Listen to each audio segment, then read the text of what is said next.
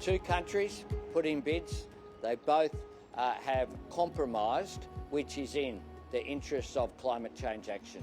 I am gutted. That would really have dominated the government's agenda in 2026. It required a large effort from the Prime Minister, from Cabinet Ministers, of course from the public service. Thank you. The Prime Minister accepting defeat after walking away from a Pacific-based United Nations Climate Summit, an ambition he took to 2 elections, perhaps dodging a domestic political bullet as well, as the opposition pivots back to cost of living. I think Turkey is doing the Australian government a big favour. Obviously, it would be great if Australia could have it all, but we can't have it all. This process works on consensus. A months-long standoff with Turkey over who should host next year's climate summit looks to be headed for a compromise. Adelaide has missed out, but as a consolation, Australia will help the Pacific host a pre-COP event. And Chris Bowen will get a prominent gig for next year's edition.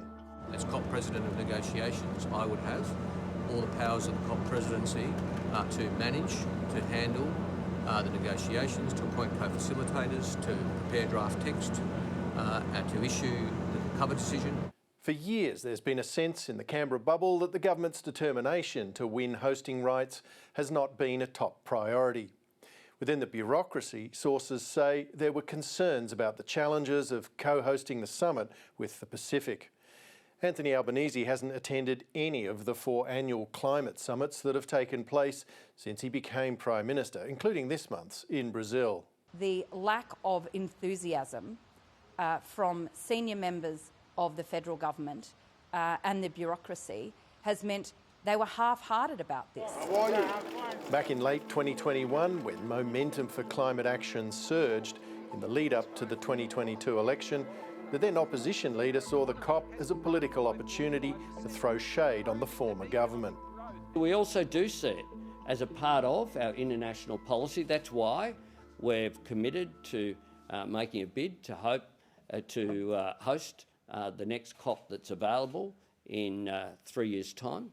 Since that announcement, much has changed. The political backdrop is shifting, with an opposition now opposed to net zero and dismissive of spending money on what it regards as a pointless event.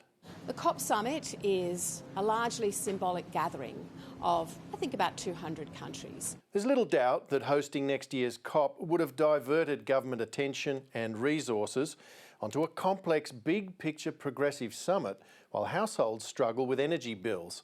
A setup, in other words, for a potential voice-style political backlash from disgruntled voters. What I want from every exercise that this government engages with is a real demonstration of how they are going to bring prices down.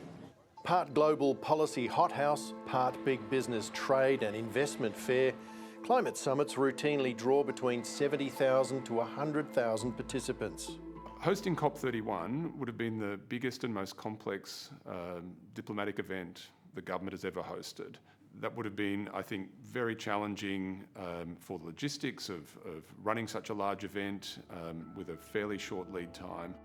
Until recently, David Dutton was at the Department of Foreign Affairs working on climate diplomacy, including the COP bid.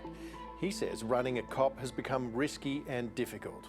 What we're seeing in the world at the moment is sort of momentum waning for climate action as governments become more cautious, as some of the hopes of faster economic transition haven't come to pass. And as we see temperatures rising, so we see the gap between action and aspiration has been getting larger. In Adelaide, the disappointment has been palpable. When we bid for events, it costs money. There's no such thing as a free bid. You have to send delegates, you have to lobby, you have to work hard. Sadly, you don't win 100% of them, but it's about percentages. While some in Canberra might be relieved, Australia's next opportunity would be in 5 years. I think we have learned an enormous amount about how you manage an event of this sort. One of the reasons why Turkey made it clear they would veto any other city or country winning the COP rights was because they withdrew back in when Glasgow was being bid for. It is my expectation that the federal government will contemplate a similar opportunity or approach when this next comes up, which is not that far away. You know, it's a shame because, I think in the Pacific, in Asia, I think there was, real desire to see a COP on this side of the world.